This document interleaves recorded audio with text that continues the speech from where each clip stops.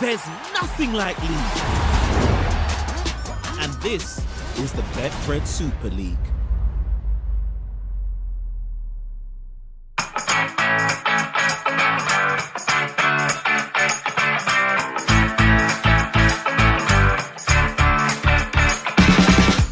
No!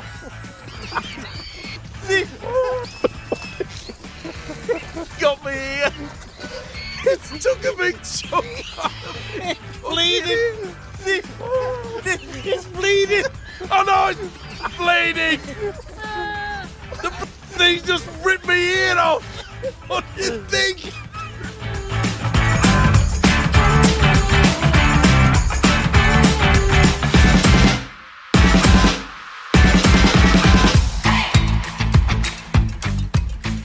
Hello again, and welcome to a special edition of Eddie and Stevo, the podcast this week. It's another of our interview specials where I talk to leading figures in the sport of rugby league. And this week, I'm delighted to say I'm joined by the coach of the Catalan Dragons, Steve McNamara, one of the most experienced and much-travelled coaches in the game. Steve, first of all, thank you so much for giving your time for our chat today. First things first, I rather fancy you're enjoying life in the south of France just now, aren't you? Yeah, it's been a good season. You know, I think the season after a World Cup's always a really difficult season for the French team, and you know, because we have so many players involved in that World Cup, so your pre-season's really short, and you don't get much time to work. And we had a big change around in our squad, but everyone talks about the south of France, they talk about the Catalans, and what a great place it is to live and to work, and it is. But I may as well be looking over the River Umbria if we're not training well, if we're not playing well, do you understand what I mean? There is. So all in all, obviously, when your work's going well, when the team's playing well and performing well, and it's got the ambience that it's got at the minute, then it's a good place to be. I'm sure it is, and the weather and everything else just absolutely fantastic. All the beaches brilliant. But let's go right back to the beginning for you, if we may. You mentioned overlooking the River Humber. You're from Hull, you're born in Hull, and at 17 you were playing, or at least you were signed for, the Black and Whites. Yeah, I was really fortunate. I think as a player before that, my dad was a coach educator, a coach of coaches, so I used to go along to the coaching courses when he was coaching people to be coaches, you know, getting the certificates and everything. So I was sort of, although I was a young lad and I was playing, I was sort of looking at the coaching bit, and then very, very fortunate. My first professional coach was Brian Smith. You know, I was 17, and you know, Brian's for me is the smartest coach that I've ever been involved with. You know, he's got his critics, he's got his fans, as every coach has. But wow, I was so lucky as a 17-year-old to have an initial upbringing from my parents, which was great. But then to have your first influence as a professional coach in that area was outstanding for me. And he gave you your debut. He gave you your first professional contract, didn't he? Yeah, 17. I remember it clear as day at Odsal, and you know, the pack there had Brian Noble, Cal Fairbank, Kelvin Skerritt, David Hobbs. It was a horrible, gruesome place to make your debut, and we got beat, and I managed to score a try, but we got beat. I remember that quite heavily. It was a welcome to professional rugby league. Yeah, absolutely. Yeah. And after that soon followed Great Britain honours, England international honours. You played more games for Hull than any other club in your career, I think. Yeah, started there at 17, and I really enjoyed my time there, and like I said, I had great coaching there from the start. Roy Simmons came and coached, and Old Cleo was there at a time. We had some good times and some not so good times, and it got to a stage in my career where I felt I needed to progress and move on. But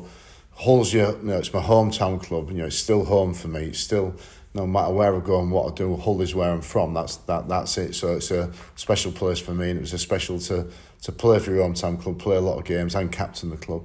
Indeed. And then 1996, the Super League bubble suddenly came onto the horizon, and the Bradford Bulls story began. You were part and parcel of the early years for Bradford. Does it hurt you now that Bradford aren't in Super League and they're not the force that they should be and used to be? Yeah, it does.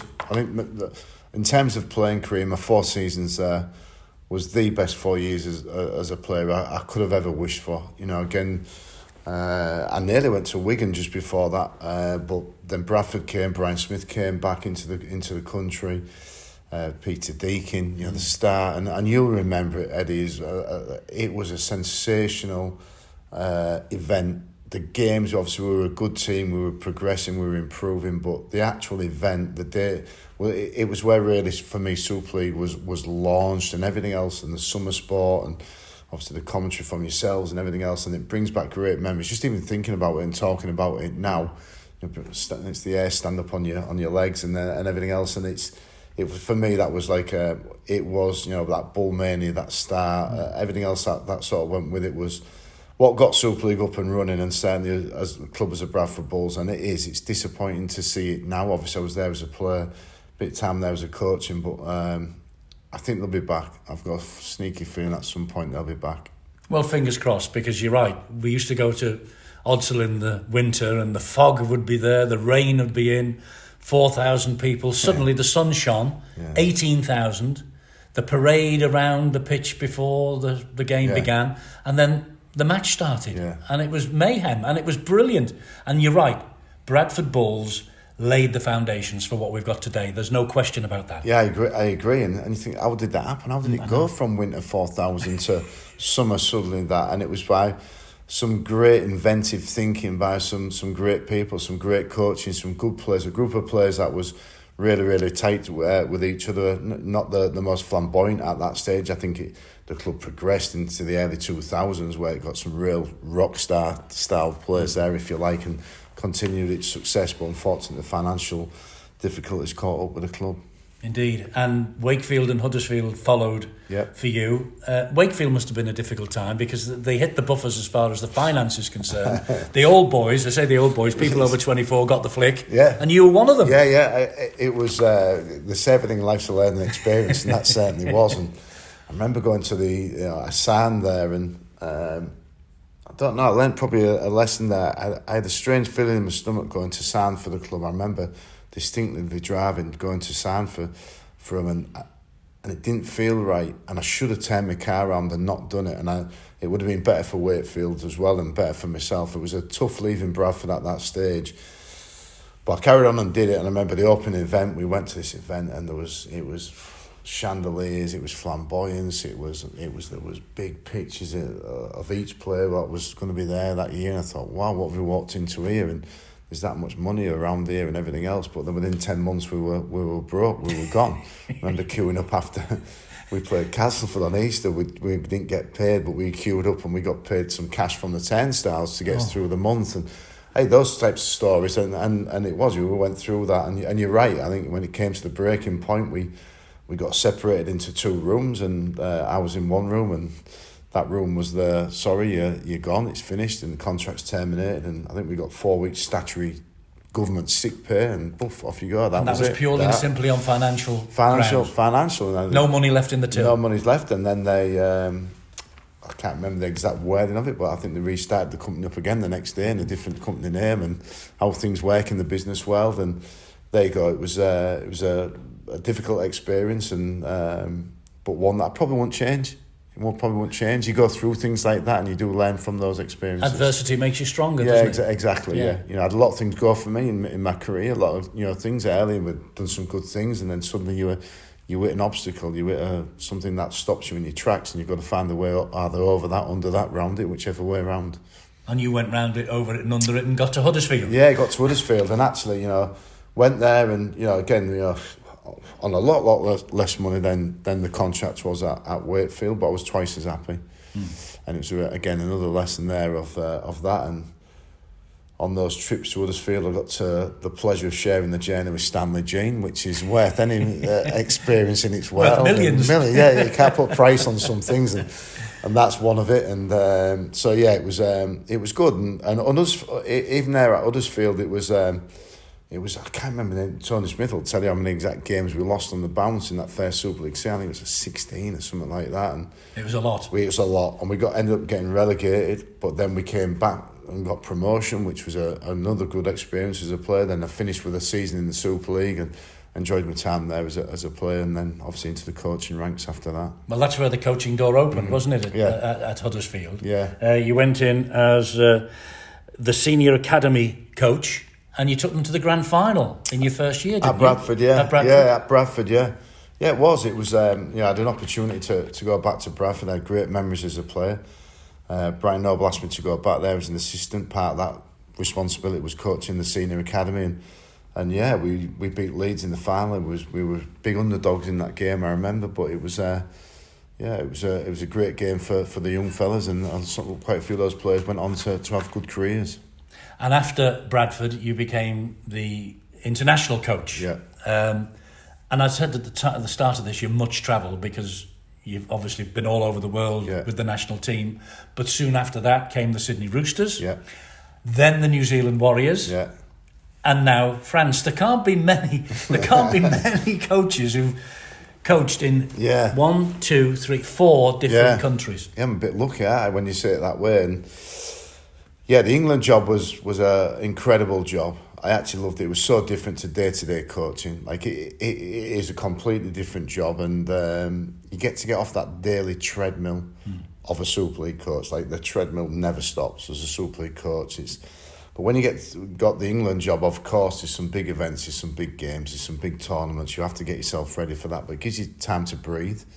It gives you time there to assess a lot of things outside of what you do on a daily basis when you're a Super League coach. So love that job. I wouldn't have swapped that job for anything. The World Cup was heartbreaking. Obviously, the semi-final defeat with 20 seconds left on the clock. But again, you go through those things as a player and as a coach. But then, yeah, it was interesting because at the end of the time with England, I had a choice to make. I had an opportunity to go into rugby union with Bath Rugby Union with Mike Ford, and I went down there and visited everywhere. And you almost went to the dark side, Steve. I fancied something different, a different challenge. It was the England job was, but I was actually did the job England part time and the Sydney Roosters, but I could have gone into the rugby union. I was torn between what to do, but the pull of the NRL, the assistant coach there, being able to continue as the England coach was what took me across there, and again it was an amazing opportunity to take your family across there and give them something back.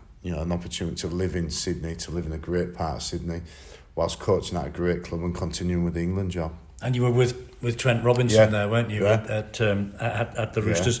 And you have been quoted as saying that in the NRL, with both the Roosters and the Warriors, although the Warriors was a fairly short space of time because now you're in France, that the NRL opened your eyes to a different form of coaching, a different form of rugby league. Yeah, it did. And I think, I'd encourage anybody to challenge themselves, to test themselves, don't get in the comfort zone. It's been quite easy for me to stay in and around here and around the game here, but there's no ego involved. I was the England coach, but I went there as an assistant coach in the NRL. It didn't matter to me. It was about challenging myself in that environment, and it was seeing the game across there and how it's presented and the different style and the way it's looked at, and probably more the defensive side of the game and the importance of that. And it was great to analyse the press, the way everything is run across there.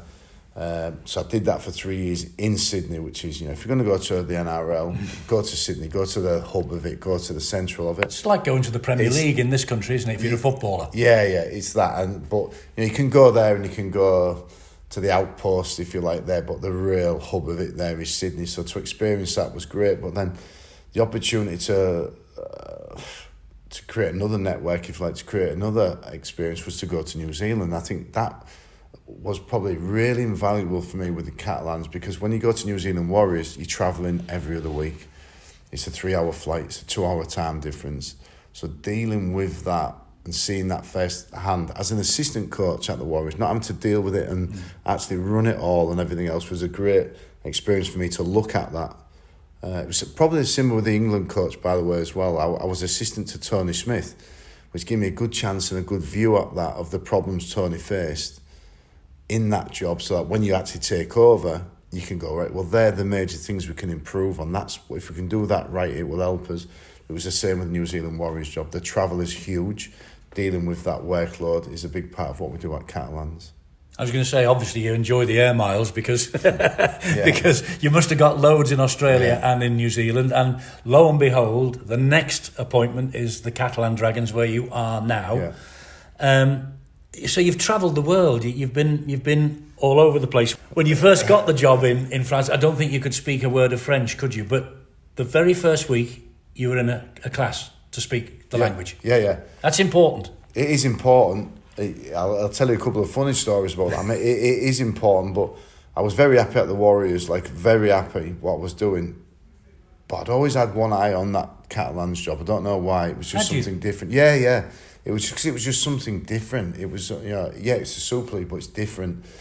And the opportunity came, and normally I ask lots of questions before I accept anything. I need to have detail. I need to know everything before I make a decision. But I didn't want to know the answers to this because I knew it wasn't in a great spot, to be honest with you. But I knew I wanted that challenge. So we went across there, and the club's fighting to...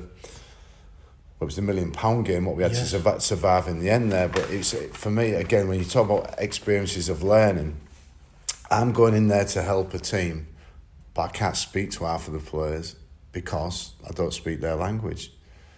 So how do you every relationship is based, every strong relationship is based around trust, absolute trust, whatever situation you're in. So how do you create a relationship with a group of players when you can't speak to them? And that I sat for a while and thought about how am I going to do this? How is this going to work? And there's a couple of strong things there was try and learn the language the best you can, make an effort to do that. Ask them for their help. I'm there to help you as the coach, but I need your help, boys. Make yourself a little bit vulnerable so that it's a two-way thing. They're helping you, you're helping them. And the third thing was to coach positively. Because if they can't understand what you're really talking about all the time, if the only things you are saying are negative. So if we're looking at a video after a game and that we were struggling as a team, and we weren't playing great, but if all I showed them was negative things, it's a really negative, down environment. So we'd find 5 minutes, 10 minutes of positive video footage, show them that's what it looks like, that's what we want, and let's make that 10 minutes, 20 minutes, 20 minutes, 40 minutes, 40 minutes, 80 minutes, and it was and that shows improvement. And it was just a way there of creating a strong relationship with a group of people, not just the players, some staff, the directors, the owner, everybody else. Bernard, that special bloke. Exactly. Who was the one who came in then and translated for you early doors? And you must have had to have trust in him or her, because you could have been saying, "Listen, this was dreadful," and they could have been making it even worse. Yeah, Jerome Guisset was really good at the start. You know Jerome there. He was one of the assistant coaches. Michael Monaghan was one of the other ones, and Jerome was. He was great with that. He was really, really good with that, and because he wanted the job as well. Difficult situation for him. He was interim coach. He would like the job, and then another person comes in, and you're right. But then it's that trust there that you have to have, and Jerome was great, and then he moved on to a different career after that. Well, it worked to an extent because although that first season was difficult, 2017 I think it was, you were in the £1 million game. Yeah. And you won it and you survived. And then that must have been, I think, the moment that lit the blue touch paper, because 12 months later, where are you? Yeah. Wembley Stadium, beating Warrington, lifting the Challenge Cup, the first foreign team ever to lift the Challenge Cup at Wembley. Yeah, first ever trophy for the Dragons. Super experience, but again, the gap between the £1 million, the £1 million game was, when you talk about pressure, that is pressure. The Challenge Cup final, this pressure was a different style of pressure. The pressure of £1 million game, I can just describe it as suffocation. Suffocating feeling. Well, livelihoods are at stake. Your livelihoods at stake. The club's at stake. The players at stake. Yeah, there's so much there on the table. And I think Sam Mower came up with one of the great speeches after that final. I don't know whether you was commentating. Would you have commentated on the £1 million game? I can't. I might have been in the studio. One of the two. Yeah, and they came up with one of the great speeches. That there was no celebration from us. It was because we understood what the other players on the other side and the other club were going through, which was late. And look at them. And look at it now. Look at it this year. How great is it this year? It was going from that point, but there was a really important part in between that and winning the Challenge Cup final. Not many people realise, but we survived the £1 million game. But 2018, we started the season off. I think we only won 2 from our first 11 games. Now we was one win from 6. And we had Leeds was away on the 7th game, got called off because of the snow. And in that, when the game got called off, I got a call from Bernard or a message from Bernard, "Can you come up to my house in the mountains this weekend? I want to have a chat." Bearing in mind we've won one game out of the first 6. Did your heart sink? And I'm thinking, what's this? Well, I'm thinking, what's this about here? And then he said, can you bring your head of performance, Rich Unwicks, who I employed at the time, and your head of medical, which was Rob Parkinson, who I had employed. Can you bring them as well? So I'm thinking, oh, here we go. We goes up to the mountain in the snow, he invites us in, gives us a drink, sits us down, and basically just says, I've seen what you were doing. I've seen everything that you're doing. All I'm telling you is carry on doing the same. Ignore anybody else or anything else. I love what you're doing. Keep doing it. You've got my full support. Don't waver. Don't flinch. And from that moment on, I thought, wow, this is a pretty special owner, this bloke. We had a great weekend. We probably had too few many drinks. We walked in the snow. We did all the stuff that we did there. We went back, and at the end of that year, we started our performances started to turn. Our things we were doing started to take shape. And like you said, it culminated in an incredible, first of all, a semi-final against St Helens, where we blitzed them in the first half, and we game planned really well for that. And then the final, which was a sensational day for the club. It was. And after that, I mean, probably the glory year, League Leaders' Shield, grand final appearance, and coach of the year. Yeah. You know, hugely gratifying. Yeah. Hugely gratifying for you, that. Yeah, look, we just missed out. You know, that was the thing. 2 points, wasn't it? Yeah, 2 points in the final. And that's how a final should be, though. A final should be separated by 2 points, 1 point, gold point, whatever. It should be that close, and it wasn't. It was a good final. It was a hard final, but I think for a team what had been labelled inconsistent, and we had been, hadn't we? And we had been, and rightly so. There was some people that had been at that club in the past what had probably not behaved in the way they should have behaved, and had great results, bad results, but to win a League Leaders' Shield is a sign of consistency. We'd been top 4 the year before, and then we got the League Leaders. We managed to get to the grand final, and we just missed out. So it was a good season for the Dragons, but it could have been so much better. Just shows you hear of chairmen and owners giving coaches the dreaded vote of confidence. Yeah. Bernard gave you yours, Yeah. And you kicked on. And did it in not in a public way. Not in a public way. That's his way, and it was just we all sat there and looked at each other, yeah, we've got the right, the person. You have to be able to talk about managing up and managing down, and you've got to do a bit of the both. Then, of course, you have there. But he showed there as a leader there for us that he was recognising some of the things we're doing were the right thing, and that was all the support we needed. And like you said, we took off from there. And hey, don't get me wrong, he has his moments. Don't get me wrong. Because but there you go, Eddie. There's an advantage of not being able to speak the same language. I can speak it when I want, but you can't just pick the phone up and rant and carry on. He has to find a different route to do that. So, well, the stories are that we hear that he sometimes in the past, maybe not in your reign, he's gone in because he's a butcher, isn't he? Yeah. He's a butcher in the south of France, major businessman butcher. Yeah. And he's been in with his meat cleaver, waving it round in the dressing room. Is that right? I have not quite seen that, but I think those are those types of stories where a little bit gets added on, a little bit gets added on. But he wears his heart on his sleeve. He's a passionate guy. The thing about the Catalan people is, and it's the same for all of us, what our strength is our weakness. They are volatile. They're passionate. Volatile region. It's like I think Brian Carney described it one night like a European night in Galatasaray. Yeah. The whistles, it's a different feeling, totally. With the humidity and the heat and everything else. And they're volatile people, and they're so passionate. They get so high, but they get so low as well. I think that's what us English, if you like, when we've sort of gone into there, we've sort of brought a bit of a steadiness there, a little bit of a, let's not get too far carried away, let's not get too low down and everything else. But it's like I said, it's a completely different environment to coach. It's not just coaching. Coaching is coaching, but then dealing with that type of stuff, the different culture, the different language, the travel, the heat, the all of those other things there, which is great challenges. Absolutely. For anybody who's ever been involved in the Catalans will be able to tell you that. Well, I was telling you the story just before that when we went there for one of the famous games we used to do, I think a Warrington match over Easter, and the video referee decision went against Catalan, and they all turned in the main stand and looked at the commentary box, and Stevo was getting he was going to get garroted, he was going to get killed, and I said, we're not going to get out of here alive, because, and I'm saying to them, it's not us, it wasn't us. That's them. They'll think it was you, and still will do to this day, and they'll never ever flinch from it. But yeah, very very passionate.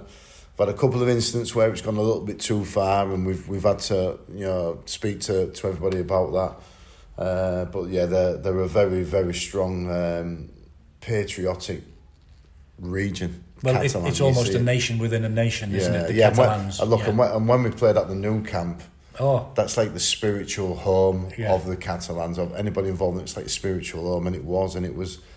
I've been involved in some great events in rugby league, but I think that's the best I've ever been involved in. Was you was there? Was you? No, you no, that was after. I wasn't there. Yeah, I think Bill got the gig. I think he went. It was something else. And it was a fantastic. It was a bit like the Wembley days here and here. Everyone packs up and the picnics on the way and they're in the service stations and all the way down to Barcelona, like you would do all the way down to London. And just the stadium, the game, we won the game, which helped and everything else. But yeah, it was that region of Catalan is it's not a country of its own. It's wrong, but that's what they make it feel like. They believe it is. Believe that, they really do. Yeah, they do. Steve, the game at the moment is going through this IMG transition. People are being asked their opinions. I hear a lot of English coaches and players saying, "Oh, Catalan, they don't bring much to the competition." Now, you might not bring 10,000 supporters, but you bring a lot more than that. And I think personally, and I know Stevo does passionately, he believes that sort of criticism is rank unfair. Yeah, I do completely. I may be biased being across there and everything else, but it's been the most successful expansion that the game's ever done. 2006, they weren't in existence. Nothing. It was there was a couple of teams in the town of Perpignan, which was local rivals, and they joined together, and suddenly it took off, and it is where it is now. And usually, like, people who come every other week out there, people love coming. The Salford fans, honestly, we played Salford, we won, I think it was 42-0. They had the best party I've ever seen. There was 500 of them in there, and they had a ball. They were having a great time.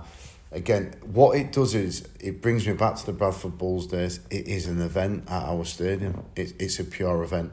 Not only that, there's also the bits there underneath that of helping it to produce more players wanting to play the game. The rugby union is a huge beast in France. Well, you've got the union. Top 14 is massive. Exactly. You've got the rugby union, you've got the football.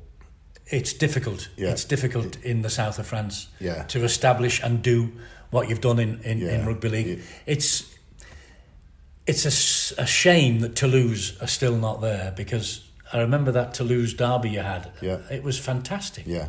And Toulouse is a huge city as well.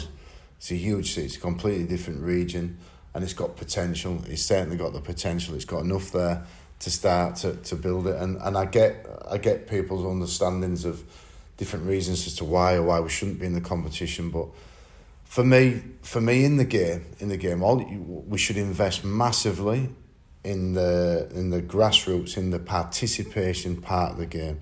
Get as many kids playing the game as you possibly can in the best environments that they can. Invest in that area, and then invest at the top end. Invest where those children aspire to be. And, do they aspire to be at your Wigans and your Leeds and your Catalans? I think they do. But we've got to get the money out, making sure there's enough players playing the game, but they just need something to aspire to. And then anything in between that, for me, that's where the tricky part is. That's where a lot of money goes, where, is the question, does Oldham St Anne's produce more and give more to the community than Oldham professional clubs? You can say for the same in lots of towns. There's arguments on both sides. I'm not picking on Oldham. What you were saying now is a mirror of everything that Stevo says week in, week out on this podcast. Yeah. Yes, the top of the iceberg is healthy. It's what's happening below the waterline. Yeah. And you're right. The game has got to find new young people exactly, who want to play it. Exactly, and want to support it and want to come and watch the game and everything else. And that is the biggest shift we've seen this year in our stadium. So many more younger people in the stadium and so many more female people in the ground. It's something that Bernard has spoke publicly about in France. We're so happy with it. There's been so many things we've put on at the stadium, like in the Bradford Bulls days at the start there, to get them into the stadium. And of course, being successful, being in the sun, everybody enjoying it helps. But it's progressing well. It is. I mean, another of the great criticisms you hear from the English clubs is, we've got to get on a plane, we've got to travel. I mean, you do this week in, week out. I've seen what you've got here. Now, you've got all your equipment stored away in the hotel. You make the journey, well, once every other week or once every 3 weeks, and sometimes twice in a run. It's not a huge, well, it is a huge thing, but it's something you can get over, isn't it? Of course. From an English point of view. From an English point of view, without a doubt, of course it is. Treat it as an event. That's what I used to do when I was a Bradford coach, going to Catalan. Treat it as a real good opportunity for us to go away together as a team and enjoy it. But it's dealing with all of that side of things is an important part of our job. You know, that's we train less than any other team in the competition, without a doubt. We have to. You know, we lose the day before we come. We lose the day of the game. We lose the day after the game. We probably lose the day after that because we've been away 3 days. So suddenly your week gets cut really short. And it's no coincidence this year, and probably over the last few years, our players are living healthier and better lives, full stop. It's one of the things I promised Bernard when I got the job. Can't promise success, but I promised that the days of players going to Catalans to enjoy the beaches, the beach bars, the summer, and then I play rugby league secondary, and then, you know, would go. That work would always be the priority. Being the best professional you could be would be the priority. And then if we are successful, you can enjoy living in that part of the world. There's so many good things to live there, but it had to come in that order. And I'll tell you, our players, Michael McNamara is an unbelievable example. He's living a life like I've never, you know, he is so professional in everything that he currently does. He's maybe not been at early parts of his career, he's been through different stages, but he's just getting better and better. And because him and all the others, it's an infectious, it rubs off to everybody else. There's a huge group of them doing that. We have to train less. If we're training less, you have to be living better, because if you're living poor and you're training less, you know what the outcome's going to be. You've got no chance. You've got no chance. No. So it's a combination. So they've got a great balance there in terms of what they're doing. They enjoy what they're doing. And it's so far it's showed in what we do this season. You know, can we go on and finish the job off? That's the challenge for all of us now. You'll be keeping your fingers crossed. You're painting a rosy picture of the game in France, and I'm 100% with you. You know, it's brilliant. What impact do you think the cancelling of the World Cup in France is going to have on the game down there? Because the French are doing Rugby Union World Cup and they're doing the Paris Olympics, and now they're pleading poverty because it's rugby league. It's disappointing, it's damaging. I think it would have been even more damaging if they'd carried on and completely flunked it. You know, at the end there, that really could have been the death knell for them. But pulling out early, not great, doesn't look a great look, but draw breath, maybe 8 years, 10 years time, there might be a chance for another World Cup in France. I must say, talking to you, it's infectious. You're obviously loving life in the south of France. Why wouldn't you? I mean, I know it's very, very hot down there at the moment, and you're enjoying this breath of fresh air that we've got in the north of England. But, I mean, you are, aren't you? You're loving it. What next for you? Are you there for life? Are you going to be a Wayne Bennett and stay 26 years? I'm enjoying it, absolutely enjoying it, thoroughly enjoying it. You know, it's a different challenge, and who knows what'll happen next. I often wonder why you fellas do it. Why do you do it? Probably because we can't do much else. Probably because we're not very talented at too many other things. I wouldn't say that. You're too modest. No, I'm certainly like, around the house, I'm certainly like Frank Spencer, for those who remember Frank Spencer, the accidents and everything else that goes on there. So it's just a passion. You know, it's just a passion. It's, I don't know, something that you're... Adrenaline. You know, there's some sinking, horrible feelings that we get, but there's some highs there as well. And I don't know, it's maybe a bit of an addiction, you know, that type of stuff there in terms of those types of feelings. But I know it's certainly a lot nicer when you're winning, you're playing games, but the job is a hard job. So even when you're winning games, it's a hard job. It's a 24-hour, 7-day-a-week job. Maybe you got a bit more snow on the roof than when you first started playing. Yeah. It's only inevitable. I think that was going to happen. So, exactly. But you're only 51, for goodness sake. You've got years and years left. Yeah. You've led them out at Wembley. Yeah. You've led them out at Old Trafford. What would it mean to walk back into the dressing room at Old Trafford? Yeah, with the grand final trophy. Yeah, that's the Holy Grail. I think it is for everybody. There's two competitions to play for. We've not been successful in the Challenge Cup since then, and this is this is the one. It's what everyone plays for. It's everyone wants to get. So I think that would be. We might all get a chateau in the south of France, hopefully. Are you listening, Bernard? Giving something like that, and there might not be enough red wine and Ricards and all that for everyone to drink. But it's something that everyone dreams of. It's always a dream. It's always an ambition at the start of the season. But somebody has to make it reality, because in reality, Saints have completely dominated it the last 4 or 5 years. Wigan, Leeds. Beyond that, Bradford had its spell obviously before they went into financial troubles, and no one else has broke that. So it's not an easy task. It is not. Steve, can I just say, it's great to see you. It's great to see you looking so well as well. You know, there's not too many wrinkles, so it's going good at the moment. And thank you so much for being so generous with your time on this edition of the podcast. Brilliant to see you. No problem, and thanks ever so much for the invitation today. Thanks ever so much for your contribution and Stevo's contribution to Rugby League and our support and putting it on the map when it was that crossover period for me from a part-time player into a full-time player, and the advent of Sky and bringing what you brought into our game has enabled a lot of us to have better careers as players and coaches than we ever would have done without the advent of Sky Television and yourselves. That's very kind of you. Thank you very much, and good luck. Thank you. For the rest of the season. That's it from this week's Eddie and Stevo, the podcast. Till the next time, it's goodbye for now.